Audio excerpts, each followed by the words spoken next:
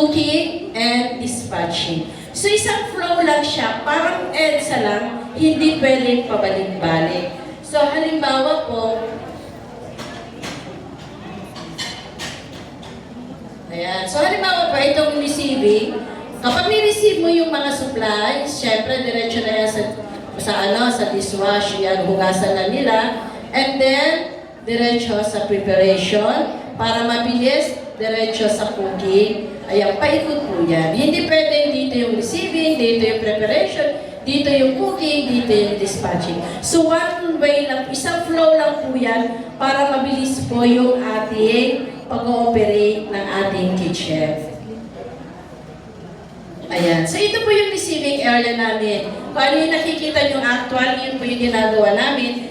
So ang deliver kasi sa amin ng mga supplies, sabi ko nga kanina, magkakaiba tayo. Kasi kami nire-receive namin tuwing hapon. Hindi kami pwedeng mag-receive ng madaling araw kasi magagahol na kami sa pagluluto.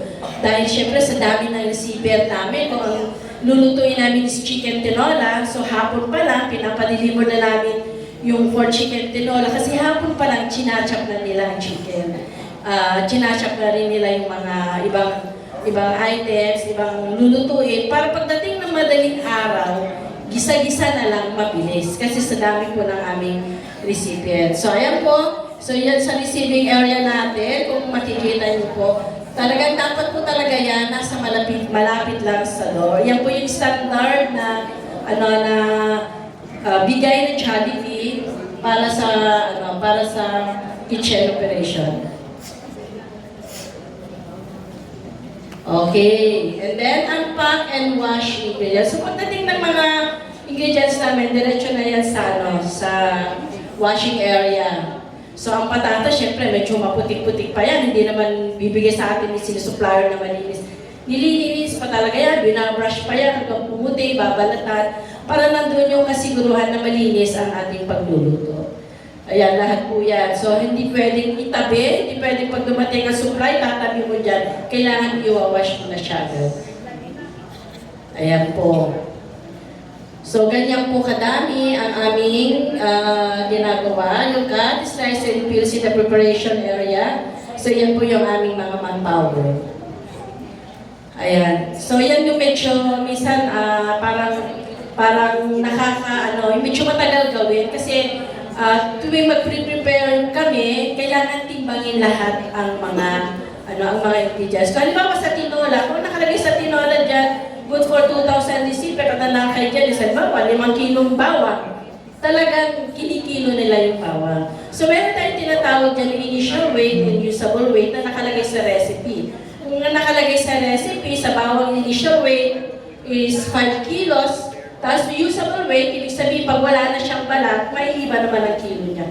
So kailangan talaga natin sundan yung recipe na niluluto natin.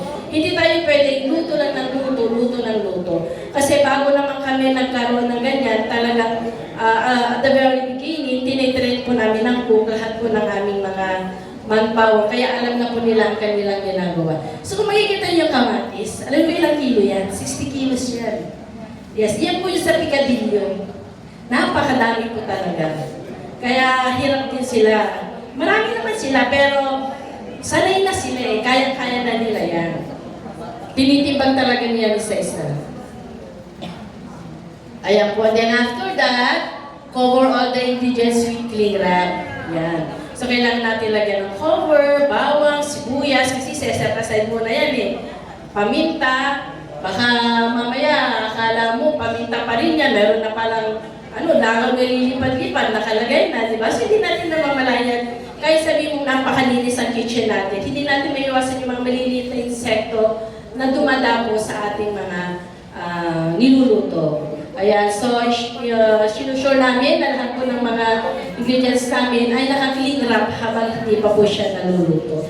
And take note ha, pag kayo nagluto, hindi talaga tayo gumagamit ng mga pampalasa like magic sarap, veggie, kasi sa totoo lang, kung i-follow ninyo yung recipe ni Jollibee, hindi lang si Jollibee kung sino mga recipe dyan na parang ipinakita kanina. Pag finalo natin yung tamang sukat ng bawang, sibuyas, lahat ng ingredients, alam nyo kahit hindi nyo titikman ang luto nyo, masarap. Basta susundin po natin yung tamang sukat ng mga recipe. Ayan, so yan na sa cooking area, ready na yan sa cooking area. And then, kailangan magkaroon din po tayo ng digital kitchen timer. So, bakit kailangan pa na yan? Yes, kailangan po natin yan. Halimbawa, nakalagay doon sa procedure. In 5 minutes, parang ganyan, di ba nakalagay? Ito-time mo muna siya. 5 minutes. So, after 5 minutes, tsaka mo titignan. Tsaka mo ilalagay ulit yung recipe kung ano yung sinasabi ni procedure doon sa ingredients. Kasi, ang timer talaga, maganda yun para maiwasan natin yung maya. Bubuksan natin, halo tayo ng halo, hanggang magdurog na si ano. Samantalang kung pag may timer tayo at nakalagay doon in 30 minutes, kailangan mo siya i-cook, sisiset mo lang yung kitchen timer natin in 30 minutes. Pero kailangan, i-check din natin maya-maya kasi depende rin kasi yan sa apoy natin eh. Baka mamaya in 30 minutes, pero yung apoy mo naman sobrang malakas. Baka wala pang 30 minutes, wala nang sabaw yun. So kailangan, yung apoy natin is ano lang, yung tama lang, yung sapat lang. Pero meron dapat tayo ganyan, digital kitchen timer. So yan po yung aming niluluto araw-araw. See na ba? So kung 2,000 namin niluluto, mga 3 ganyan na salang ang ginagawa po namin everyday kapag kami po ay nagluluto. Even po sa kanin, minsan pinaluluto ko sila sa talyase or minsan naman sa rice cooker. Depende kasi mabilis kasi pag di kaya na si rice cooker at may extra kalan, sige doon naman. Kasi ang kalan namin ay 6. So, lahat yun pinapaandar namin. So, ang aming gasto na malalaki is 3. Tapos meron siyang extra. Mawalan man, may sasalpak kami agad. And then, so makikita niyo yung rice cooker, doon po namin nilalagay. At mga para dahil marami kaming recipients, stand-alone lang kami. Wala kaming satellite. So doon lang kami, sa school lang namin, yun lang yung kinikater namin. So saan pumapasok dyan ang aming parents volunteer? So pumapasok sila yung kumukuha ng mga food papunta sa mga grade level.